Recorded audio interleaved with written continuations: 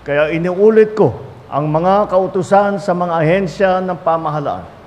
Una, inaatasan ko ang DOST na pagbutihin ang kanilang warning system upang makapagbigay ng napapanahong babala sa mga panganib dulot ng mga bagyo. Inatasan ko na rin ang DOST at DILG na siguruhin ang tama at maayos na komunikasyon sa mga lokal na pamahalaan upang maging handa naman sila pagparating ang kalamidad.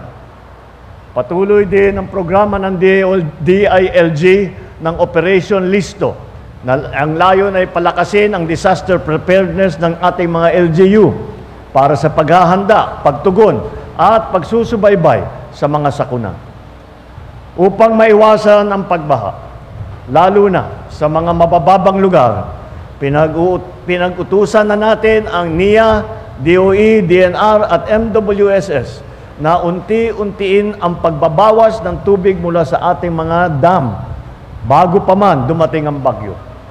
Ang NDRRMC at iba pang ahensya ng pamahalaan ay naatasan na rin na suriin ang kanilang mga pamamaraan sa ilalim ng disaster response upang mas mabilis tayo makapaghatid ng tulong sa mga naapektuhang pamayanan. Ang DPWH ay tinagubilinan